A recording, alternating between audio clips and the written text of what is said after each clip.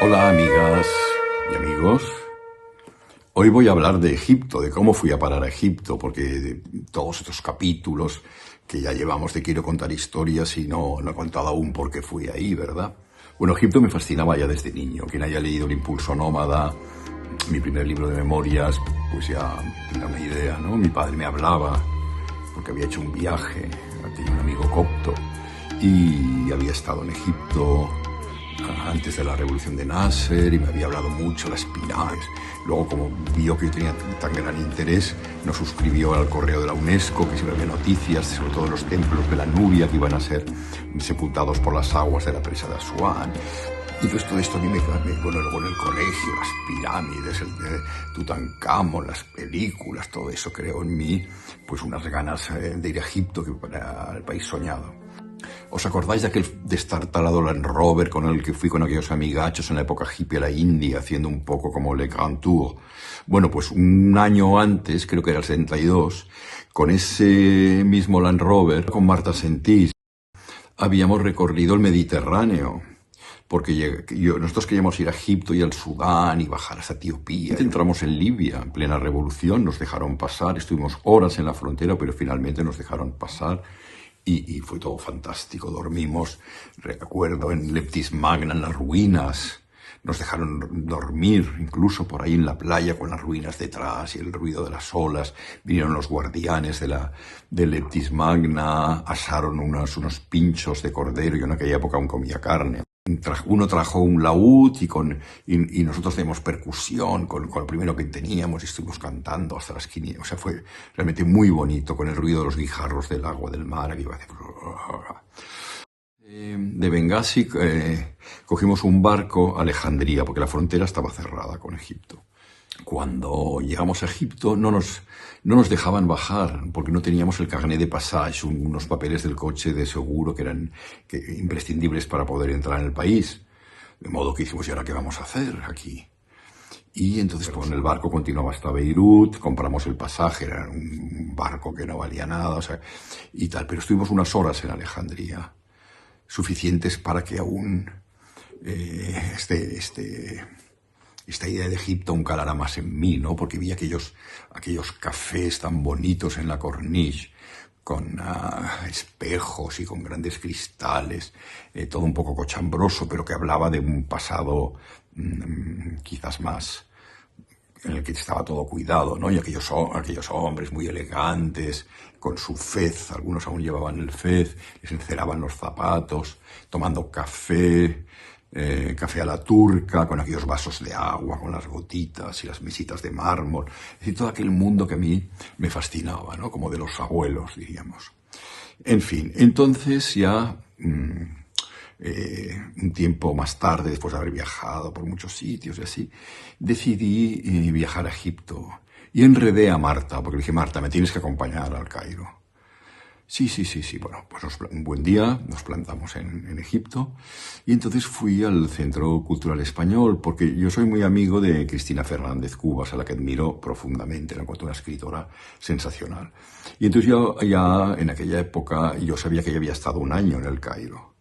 Me había hablado de muchas cosas, incluso estuvo ayudando a Asma al-Bakri, que es una productora egipcia, cuando rodaron unas series que hacían sobre arqueología y tal. Entonces ella se ocupaba del vestuario, su marido, como el Carlos Trías, como era un guapote y muy mediterráneo, pues lo cogieron para que hiciera el papel de un arqueólogo italiano, en fin. Bueno, pues Cristina, entre muchos otros consejos, me dijo, mira, cuidadito con las cartas, porque nosotros pescamos al portero del edificio en el que estábamos un día, que era un hombre muy raro, con una cara así como medio de criminal, pero muy interesante. Un día lo pescamos acercando cartas al hornillo en el que se hacían los cafés, y luego se encendía cigarrillos Cleopatra y Nefertiti con la carta en llamas, ¿no? Y dijo, fíjate lo que hacía con las cartas. Dice, o sea que tú ni las recibas en tu casa, ni tampoco vayas a la post restante a correos, porque es que no te llegarán. Por lo tanto, ves al Centro Cultural Español, date a conocer ahí, date de alta, y te darán y podrás recibir el correo.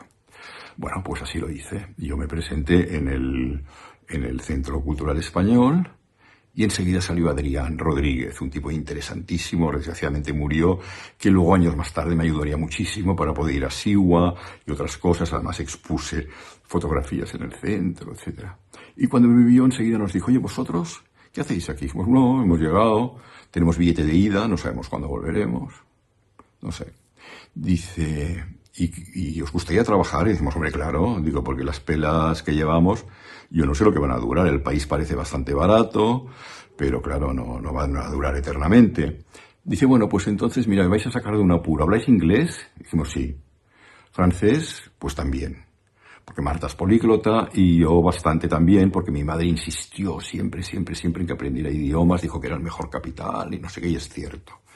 Y entonces dijo, bueno, pues mira, ahora mismo voy a telefonear porque hay unas chicas de Zaragoza que me han plantado, a última hora se han acojonado, tenían un contrato para traducir en el Ministerio de Agricultura y me han dejado colgado. Y luego también tengo un trabajo en la radio que es compatible y al que podíais trabajar.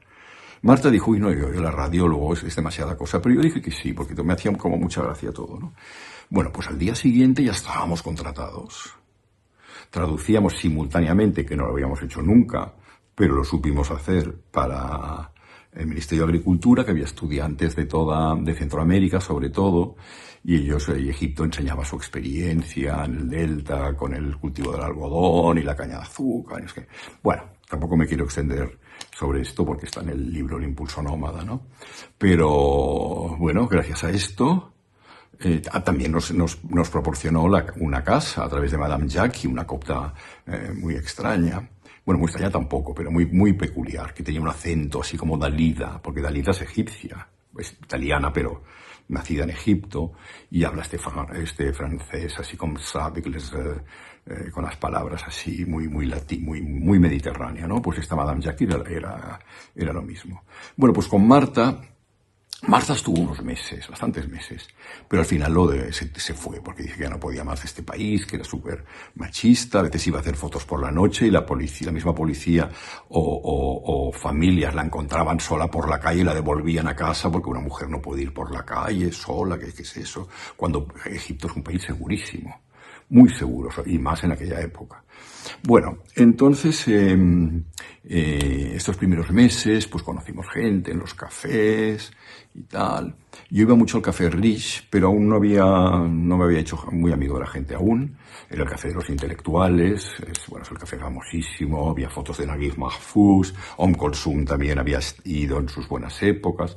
Naguib Mahfouz lo había dejado de frecuentar porque se había enfadado con los intelectuales egipcios por culpa de su apoyo a los acuerdos de Camp David. Entonces un día pegó un portazo y se largó después de una discusión y no regresó más, y hubo como una desbandada. Bueno, se ve que ya no era lo mismo, ¿no? Sin Naguib Mahfouz, que atraía todo unos moscardones ahí revoloteando, porque claro, era un escritor excelso, y cuando estas personas siempre se les engancha a la gente y tal. Bueno, pues entonces yo allí conocí, ya lo había visto, a Mursi Sultan, que fue mi gran amigo. Y me gustaba su risa, era una risa como descarada, como de desfachatez, ¿no? Ja, ja, ja, ja. Y yo dije, hostia, que esta risa me gusta. Entonces ahí como tú entras en la cafetería, que estaba fuera en la terraza, y te sientas donde hay sitio, y si no hay sitio te sientas en donde ves una silla. Tú dices Munken, Y te dicen, sí, sí, sí, sí, te sientas con quien sea, y empiezas a hablar como si te conocieras de toda la vida, si es Egipto, ¿no?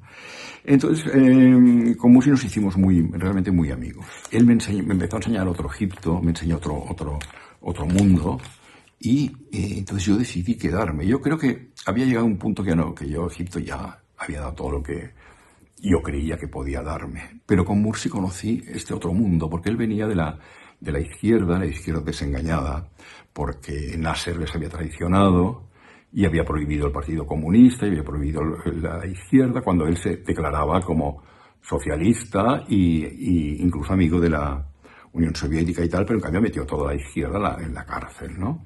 Y entonces estaban todos como muy desengañados. Pero no voy a hablar ahora esto de política interna y tal, que ya problemas tuve, como sabéis, o ya que en algún momento los diré, ¿no? Y entonces me hice muy amigo de Mursi.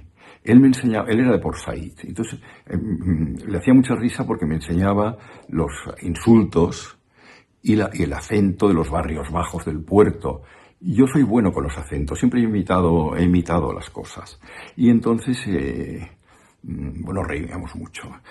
Y a veces íbamos al barrio de Batanía, que era un barrio nada aconsejable, el único barrio que en aquellos momentos era peligroso, yo no sé ahora. Y íbamos a un sitio donde suministraban estas sustancias estupendas que hacen, o en aquella época, ¿no?, de porrillos y otras cosas y tal. Y había dos colas, una para los de las pastillitas y otra para los porreros o que les gustaba también eso que se fuma así tendido en el suelo, ¿no? La fium, que dicen allá. Y entonces, entonces él antes de llegar me decía lo que yo tenía que decir y yo le imitaba el acento. Entonces llegaba allá y le decía, Ana, no sé qué, o sea, imitaba el acento de allá y nadie sospechaba nada, que yo era extranjero. Bueno, debían sospechar porque yo no tengo pinta de egipcio, pero podían pensar que era libanés o armenio o griego, porque hay una colonia de griegos y armenios que son cristianos, pero que hablan egipcio bien, ¿no? Bueno, esto era muy divertido. Y entonces con él iba a un sitio que se llama Las Gorzas, que era en este barrio de Batanía, que estaban escondidas en un callejón, a veces había como cajas amontonadas, entonces tú entrabas por ahí, era todo muy secreto, había una bombillita de 25 vatios, y entonces ahí te encontraba, habían como 10 o 12 personas sentadas, y un tipo que parecía sacado de una mala película, rajado de aquí hasta aquí, ¡wow!, con una raja y tal. Y entonces él llevaba había un brasero, y ponía las brasas en un colador y hacía y las iba colocando en las pipas y te daba una pipa de agua. Entonces en esta pipa de agua ponía una shisha, ponía la brasa y luego unos pedazos que sacaba de una caja vieja de plata, pero que estaba como negruzca, sacaba unos trozos gordos que te los iba poniendo. Entonces tú te lo daba y tú fumabas hasta que empezabas a toser como un loco, sacabas humo. Y entonces, bueno, pasaba la pipa al de al lado y así hacía como varios corros. Ahí no te podías quedar, ni servían té ni nada. Y cuando tú ya decías basta, pagabas y te largabas. Bueno, por culpa de esto yo, un tiempo más tarde, en una revisión que me hicieron unos años más tarde, me dijeron, usted ha tenido la tuberculosis. Y dije yo, ¿tuberculosis? Dijo, ¿pero qué dice? Sí, ha tenido la tuberculosis. Y me habían pasado la tuberculosis, aparte de unos hongos que me salieron por aquí, que con yodo me los fui curando. Y era de las pipitas estas del barrio de Batanía. Lo que pasa es que la tuberculosis se puede, en sus inicios, se cura con antibióticos. Entonces, yo una vez me recuerdo que cogí una gripe muy fuerte, que incluso saqué un poco de sangre. Debía ser esto. Yo creía que era una gripe y era un principio de TB, de tuberculosis, pero como me recetaron antibióticos, pues la debí tal. Bueno, con Mursi nos lo pasamos muy bien. Me enseñó todo este mundo nuevo, me presentó a sus amigos de izquierdas, me habló de la literatura egipcia, me presentó al escritor Sonala Ibrahim, de quien me hice amigo, me habló mucho también de Yusuf Idris, de otros escritores. Mursi era poeta y escribía también. Vimos el cine de Yusuf Shahin o sea, ya vi un Egipto ya intelectual que no tiene nada que ver con mis amigos del Zoco, con mucho respeto, que eran encantadores, pero era otro mundo, ¿no? Y recuerdo un día que fuimos a dormir a casa de un amigo suyo que se llamaba Samir, que era de Port Said, y que, como tanta gente del canal de Suez, cuando hubieron los bombardeos, la guerra del 56 o el 67, ocuparon la ciudad de los muertos en el Cairo, en el cementerio mameluco, un cementerio maravilloso que el actual dirigente ha medio destruido, y ahora de repente, como hubo un sentimiento internacional de que este hombre que estaba loco, que estaba destruyendo monumentos de la época otomana y fabulosos mausoleos y así para construir no sé qué autopista, no sé qué tontería, ahora han parado, pero bueno, ya lo que sea está destruido y ahora no hay marcha atrás. Y entonces allá fue fantástico porque eran ocupas, como tantos, casi toda la gente, aquel cementerio estaba ocupado, pero eran respetuosos, todo lo cuidaban todo muy bien. Entonces en la sala de mármol con inscripciones, todo precioso, allí tenían la casa, tenían la lavadora, tenían todos los niños por ahí, todos vivían en la misma habitación y tal. Y luego estuvimos cenando, y cuando salimos vimos que la mujer había tendido la ropa en 3 telas escritas en árabe, evidentemente, aunque eran de la época otomana, pero aún se escribían en árabe, y la ropa estaba entre los calzoncillos, las bragas, todo tendido en 3 telas del siglo no sé qué, o sea, era increíble. Y entonces nos dijeron, quedaros a dormir, y dijimos, no, Mursi dijo, ni hablar. Yo dije, bueno, Mursi dijo, ni hablar, yo no voy a dormir aquí entre muertos, vamos, es que no. Bueno, esto es una de las... él era de Port Said, entonces un día me invitó a su casa con su madre y bueno, estuvo muy bien. Entonces fuimos a un sitio que le llamaban el Café de las Ratas. En este Café de las Ratas iba lo peorcito del puerto, o sea, lo mejorcito, lo más divertido, lo más interesante. Y entonces allá estaba lleno de pequeños contrabandistas, porque Port Said era una zona de libre comercio. Y entonces, pues, era como si dijéramos como Andorra o algo así, era todo un poco más barato, Gibraltar. Y entonces había unos amigos taxistas de Mursi, unos le llamaban el Corsán, el pirata. Yo recuerdo que había una crisis, que no había jabón en aquellos momentos en Egipto, era muy difícil encontrarlo, y en su casa estaba todo lleno de cajas de jabón amontonadas por todas partes, porque bueno, hacían extraperlo, hacían, bueno, las mil y una. Bueno, pues entonces allí en este Café de las Ratas, después de fumar como locos todo lo que os podáis pensar, y es así y más, y de todo, pues entonces nos empezaron a enrollar telas de seda en las piernas, relojes aquí en los brazos, es decir, todo de cosas de contrabando. Entonces, teníamos que subir a uno de estos Peugeots grandes, un coche colectivo que caben como 8 personas o así, y teníamos que pretender hacer ver que no nos conocíamos, que estábamos como viajando ahí, y en realidad lo que estábamos era haciendo contrabando. Después el Jorsan tenía el depósito de gasolina reducido a más de la mitad, y ahí pasaba, yo no sé lo que pasaba, la verdad, no quería ni saberlo porque no quería más líos. Y entonces, bueno, pues fuimos muy bien, iba poniendo música, él iba empastillado totalmente. Y entonces pasamos la frontera, la aduana, porque hay una aduana por lo del comercio. No nos dijeron nada. Yo creo que él le dio, a mí me pareció ver que le daba como un dinero al aduanero, ¿no? Llegamos a una carretera que iba entre 2 como albercas. ¿Os imagináis? O sea, agua y una carretera construida encima de estas albercas, o dividiendo esta alberca, no sé exactamente. Y entonces el Jorsan, que iba totalmente empastillado, anfetaminado, yo qué sé, ponía en la música By the Rivers of Babylon, ¿os acordáis? By the Rivers of Babylon. Iba todo, hostia. Dice, mira el mar, vamos en barca. Y entonces yo de repente, yo tenía como, con Mursi nos dábamos codazos, ¿qué va a pasar aquí? Y nos miraba por el retrovisor, yo le veía todos los dientes carcomidos, pero él no miraba la carretera, y yo le decía, por favor, le gritábamos. Y en esta carreterita también jugaron un poco tipo Ben-Hur, sus compañeros taxistas, que se embestían y que uno medio caía al agua, y bueno, y todo eso, y bueno, yo no sé, pensamos que nos íbamos a morir dando bandazos, de repente repente había unos búfalos durmiendo, búfalos de agua durmiendo en la carretera, un poco más, y nos ¡ay, socorro! Bueno, y al cabo de no sé cuántas horas ya que estábamos, bueno, yo creo que si no nos meamos ni cagamos encima es porque Amon-Ra no quiso, porque estábamos realmente acojonados. Llegamos a un pueblo, bueno, un pueblo no, 4 o 5 casas, todo estaba oscuro, oscuro, oscuro como la noche cerrada que hacía. Y entonces empezó a dar vueltas, había como una plazuela, y con el coche derrapando. Bueno, pues cuando llegamos allí, los dos o tres coches, dando vueltas cerradas, haciendo un ruido de neumáticos. Terrible.